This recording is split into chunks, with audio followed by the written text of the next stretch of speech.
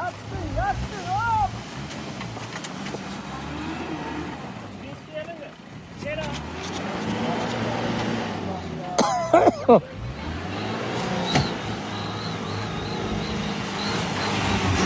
Hop Aro.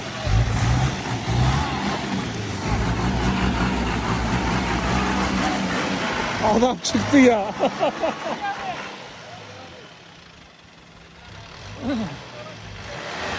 Yavaş.